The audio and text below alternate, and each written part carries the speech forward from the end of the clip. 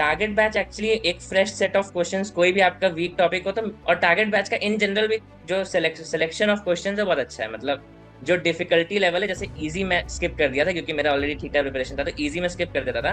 मैं direct medium और hard questions की मैक्सिमम 400 क्वेश्चन 500 क्वेश्चन जो वीक टॉपिक्स के थे उनको सॉल्व करता था। कौन से आपके वीक चैप्टर से हम जानना चाहते हैं, क्योंकि जब मेरा आपके 710 नंबर मेनली आए। हाँ। फिजिक्स में जैसे रोटेशन में क्या था कि मैं उसको अंडरस्टैंड बहुत करने की कोशिश करता था, बट कुछ टॉपिक्स मतलब नहीं समझ आते थे, तो थोड़ा सा उसके लिए आपको क्वेश्चन प्रैक्टिस ज्यादा करनी पड़ती है। या रोटेशन के अलावा और बताओ, और कौन से चैप्टर थे फिजिक्स के? वेव्स वेव्स में थोड़ा सा इमेजिनिंग में मुझे दिक्कत होती थी। तो आर्यन, आपको टारगेट बैच इतना अच्छा लगा कि आपने अपनी सिस्टर को भी दिला दिया क्लास 11 के अंदर, वो 2 साल पूरे टारगेट बैच से क्वेश्चन प्रैक्टिस करेगी। यस, ऑर्गेनिक केमिस्ट्री में फिजिकल स्टेट इंपॉर्टेंट है, solid liquid gas. By product hydrogen है कि वाटर, क्योंकि अगर बाय प्रोडक्ट गलत कर दिया तो बैलेंसिंग गलत हो जाती है रिएक्शन, क्योंकि आप करेक्ट। सारा बैलेंसिंग नहीं याद कर सकते, तो कुछ आपको वहीं पे करना भी पड़ेगा, तो बाय प्रोडक्ट उसके लिए बहुत इंपॉर्टेंट है, सही याद होना। और रिएक्शन कंडीशंस हो गए, temperature, pressure, diffuse sunlight, UV light, ये सारी चीजें। आर्यन, स्टूडेंट्स जो ये इंटरव्यू देखेंगे कहेंगे भैया ने जेई मेंस के क्वेश्चन किए, जेई मेंस के क्वेश्चन करके 710 नंबर, ऑल इंडिया रैंक 7 आ जाता है। That is not the reality, right? नहीं, रियलिटी वो ये मतलब है। आपको एक प्रॉपर बेस बनाना पड़ेगा। जेई मेन से आप लाइक डायरेक्ट जंप करके उसको नहीं स्टार्ट कर सकते हैं। गुड इवनिंग स्टूडेंट्स, हमारे साथ आर्यन दुबे हैं। आर्यन दुबे की रैंक है 7 और आर्यन दुबे का स्कोर है 710। जबरदस्त बिजी थे, खूब सारे लोग इनको इंटरव्यू कर रहे थे, पर फाइनली ये पकड़ में आ गए हैं और इनका हम लोग इंटरव्यू करें। तो आर्यन, सबसे पहले ये बताइए, कैसा लग रहा है? दुखी हो कि आपके ऊपर 6 लोग हैं? नहीं मतलब मैं तो प्राउड हूँ कि मैं अपना मैक्सिमम जितना कर सकता था मैंने कर लिया, मतलब क्योंकि ठीक है। एट द एंड तो सेकंड वाला भी सोचेगा कि मेरा फर्स्ट आया था, तो उसका तो कोई लिमिट ही नहीं है मतलब। Correct, correct, correct. सही बात है। तब ये बताइए आर्यन कि आपने तैयारी कैसे की? आपने आकाश के अंदर कोचिंग की और आपने एंड हम्म। की तरफ लास्ट के 6 मंथ्स में टारगेट बैच ज्वाइन किया, तो यस। आपका कोचिंग का एक्सपीरियंस कैसा रहा? टीचर्स ने काफी मेहनत की आपके साथ?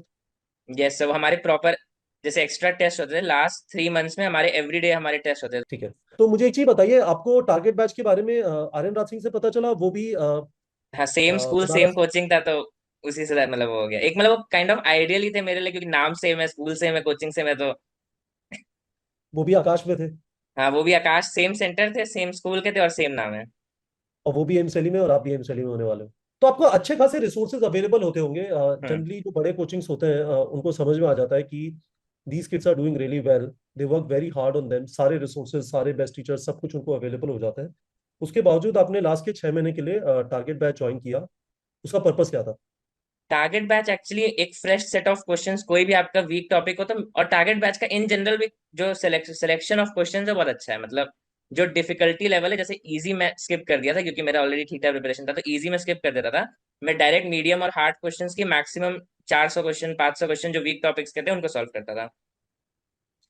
कौन से आपके वीक चैप्टर से हम जानना चाहते हैं, क्योंकि जब मेरा आपके 710 नंबर मेनली आए। हाँ। फिजिक्स में जैसे रोटेशन में क्या था कि मैं उसको अंडरस्टैंड बहुत करने की कोशिश करता था, बट कुछ टॉपिक्स मतलब नहीं समझ आते थे, तो थोड़ा सा उसके लिए आपको क्वेश्चन प्रैक्टिस ज्यादा करनी पड़ती है।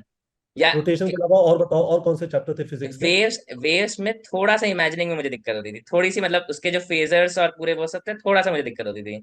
इवन और सेमीकंडक्टर्स में भी जो थोड़े डिटेल के क्वेश्चन है वो बहुत मुश्किल होते हैं।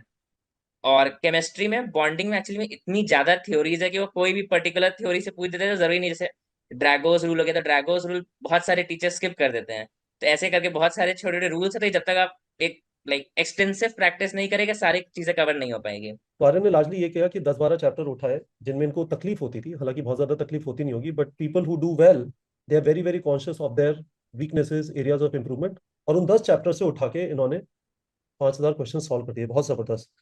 तो आर्यन, आपको टारगेट बैच इतना अच्छा लगा कि आपने अपनी सिस्टर को भी दिला दिया क्लास 11 के अंदर, वो 2 साल पूरे टारगेट बैच से क्वेश्चन प्रैक्टिस करेगी। Yes. That is phenomenally good. अब मुझे ये चीज बताइए, a lot of people would want to ask you, सबसे पहले मैं सारे जो स्टूडेंट्स हैं जिनको इंटरव्यू कर रहा हूँ ये वाला सवाल पूछ रहा हूँ, आपके हिसाब से 3 सबसे इंपॉर्टेंट चीज क्या है नीट क्रैक करने के लिए? What would be your recommendation? Anyone comes to you and says Aryan भैया बताओ, क्या सबसे इंपॉर्टेंट चीज है, किन चीजों का ध्यान रखना है? इनफैक्ट आप अपनी सिस्टर को क्या कहते हो? You would want her to get a better rank than you, right? तो उसको क्या रिकमेंडेशन देते हो? What are the top 3 recommendation? मतलब फर्स्ट रिकमेंडेशन किसी भी एग्जाम के लिए कंसिस्टेंसी होती है। और नीट का सिलेबस एक्सटेंसिवली ह्यूज है, मतलब 80-90 चैप्टर्स है, बहुत डीप में पढ़ना होता है, बहुत सारे टॉपिक्स है, आप कोई भी टॉपिक स्किप नहीं कर सकते हो, पता नहीं किस टॉपिक से आ जाए। तो आपको सबको डिटेल में पढ़ना है, तो अगर आप 6 आवर्स कोचिंग जा रहे हो उसके बाद भी आपको 6-7 hours minimum self study allot करना पड़ेगा टाइम। या अगर लाइक दिसंबर में जनरली मेजर कोचिंग्स खत्म हो जाती हैं, तो जो लास्ट के 3 मंथ्स है उसमें 10 to 12, 13, 14 भी अगर हो सके तो इतना सेल्फ स्टडी आपको टाइम देना चाहिए। और सेकंड है कि मुझे ये बताओ, सिर्फ। हाँ। मेरा आपसे यहाँ पे एक स्पेसिफिक सवाल है। आपने कहा एक्सटेंसिव सिलेबस है, एक्सटेंसिव प्रैक्टिस करनी है, एक्सटेंसिव सेल्फ स्टडी करनी है। इंटरव्यू से पहले आपने मुझे बताया कि फिजिक्स के अंदर आपने जेई मेंस के क्वेश्चन भी किए। हाँ। यही वाली चीजें केमिस्ट्री और बायो में और क्या क्या एक्स्ट्रा चीजें आपने की, या क्या क्या चीजें हैं जो स्टूडेंट्स इग्नोर करते हैं पर आपने ध्यान रखा? इनऑर्गेनिक केमिस्ट्री में जो एनसीईआरटी के टेबल्स हैं, वो वैल्यूज नहीं याद करनी है बट वो रीड करने हैं पूरे, और उनके इंक्रीजिंग डिक्रीजिंग ऑर्डर्स याद करने हैं। जैसे पी ब्लॉक, अब तो सिलेबस खैर हट गया है थोड़ा, उसके पास बेसिक पॉइंट्स है, लेकिन मैंने पढ़ा था पी ब्लॉक भी।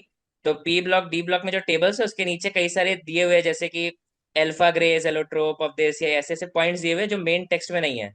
तो ये सारी चीजें भी मतलब हो सके तो आपको थोड़ा फोकस हाईलाइट करके साइड में लिख देनी, ताकि जब भी आप पढ़े तो थोड़ा इन पे भी अटेंशन जाए। व्हाट और अबाउट? ऑर्गेनिक ऑर्गेनिक केमिस्ट्री में फिजिकल स्टेट इंपॉर्टेंट है, solid liquid gas. By product hydrogen है कि वाटर, क्योंकि अगर बाय प्रोडक्ट गलत कर दिया तो बैलेंसिंग गलत हो जाती है रिएक्शन, क्योंकि आप करेक्ट। सारा बैलेंसिंग नहीं याद कर सकते तो कुछ आपको वहीं पे करना भी पड़ेगा, तो बाय प्रोडक्ट उसके लिए बहुत इंपॉर्टेंट है, सही याद होना। और रिएक्शन कंडीशंस हो गए, temperature, pressure, diffuse sunlight, UV light, ये सारी चीजें। और जब मैंने जेई मेंस भी किया ऑर्गेनिक का, तो उसके लिए आपको थोड़े एक्स्ट्रा रिएक्शंस भी पढ़ने पड़ते हैं, बट वो मतलब लेटर पोर्शंस के लिए रिकमेंडेड है। अगर किसी को ऑलरेडी 670 680 आ रहा है तो मतलब उस पर फोकस करें। तो आप ये कह रहे हो, so just to be sure Aryan, students जो ये इंटरव्यू देखेंगे कहेंगे भैया ने जेई मेंस के क्वेश्चन किए, जेई मेंस के क्वेश्चन करके 710 नंबर, ऑल इंडिया रैंक 7 आ जाता है। That is not the reality, right? नहीं, रियलिटी वो ये मतलब है। आपको एक प्रॉपर बेस बनाना पड़ेगा, जेई मेन से आप लाइक डायरेक्ट जंप करके उसको नहीं स्टार्ट कर सकते हैं। करेक्ट।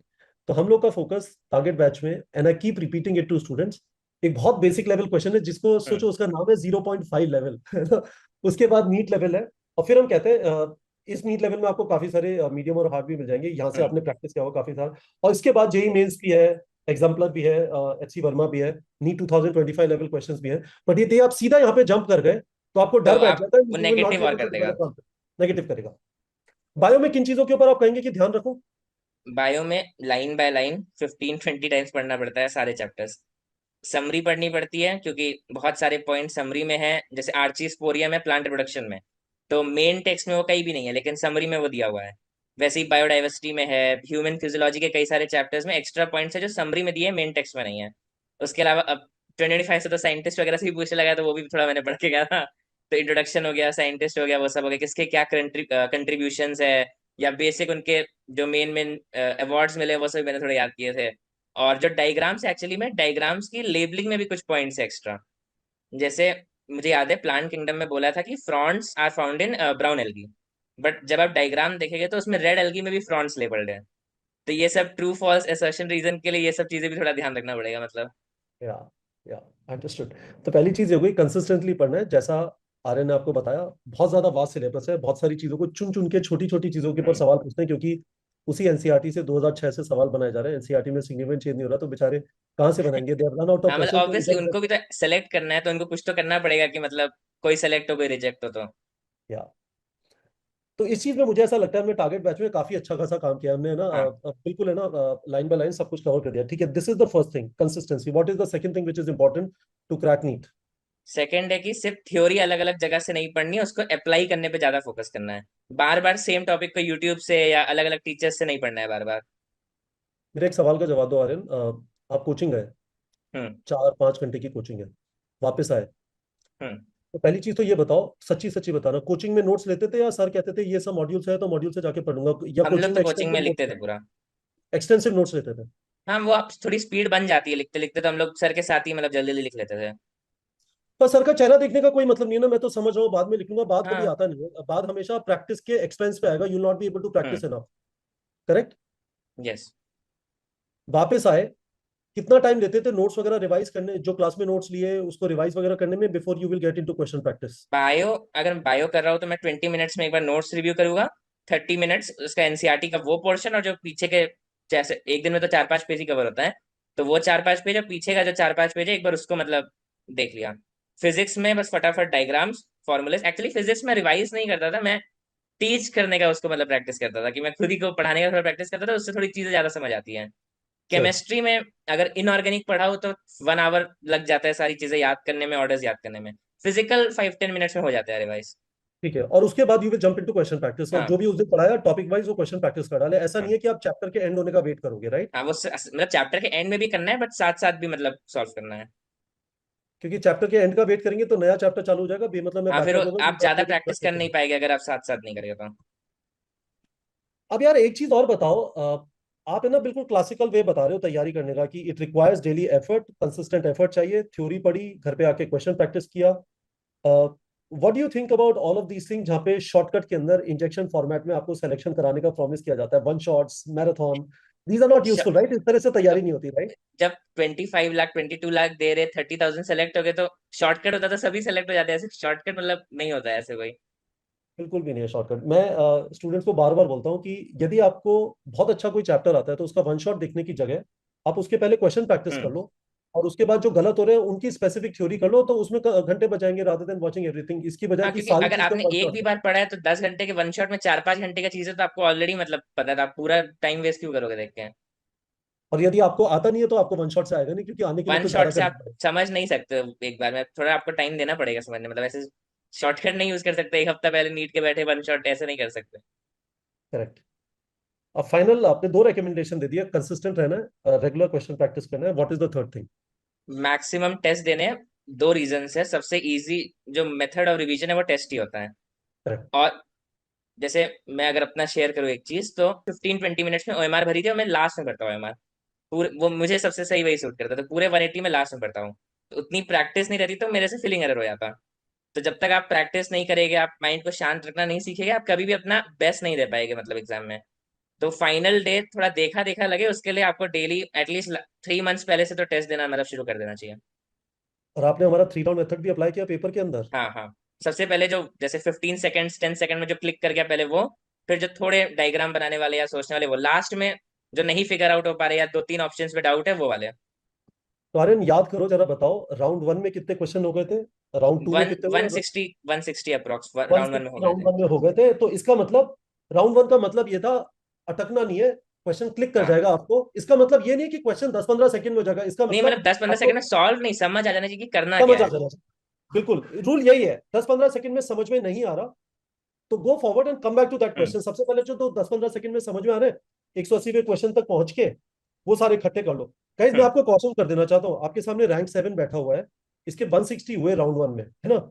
इसका मतलब ये नहीं है कि राउंड वन में 160 करने हैं, राउंड वन में आपको वो करने हैं जो 10-15 सेकंड में हो जाता है। इसका मतलब यदि आपसे हो सकता है 120 हो, 130 हो, 130 का मतलब ही राउंड वन का मतलब हो गया 520 नंबर, 520 नंबर है और कट ऑफ 562 है। आप आराम से वहां पे पहुंच जाएंगे। गड़बड़ ये हम्म। होती है स्टूडेंट्स के अंदर कि वो राउंड वन के क्वेश्चन जो है उनमें मुश्किल मुश्किल भी करना चालू करते हैं, एंड के 30 क्वेश्चन छूट जाएंगे और उसमें इजी क्वेश्चन भी थे, तो वो नहीं होना चाहिए। पहले सारे इजी क्वेश्चन बटोरिए, वो 160 थे आपके। राउंड टू में कितने किए?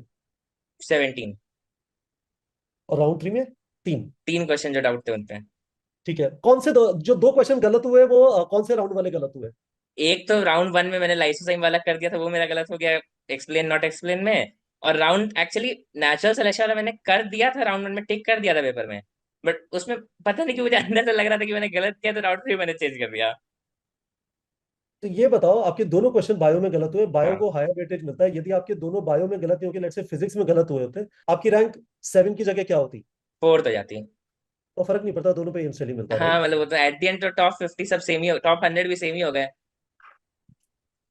मैं आपसे एक और चीज पूछना चाहता हूँ फाइनल, आ रहा है ना, उसके बाद बताना आपके आसपास, आई एम अज्यूमिंग बनारस के अंदर आप होंगे और भी काफी अच्छे स्टूडेंट्स होंगे आपके हम्म। आसपास, पर आपकी रैंक 7 आई और उनकी इतनी बड़ी रैंक नहीं आई होगी एक लेवल पे।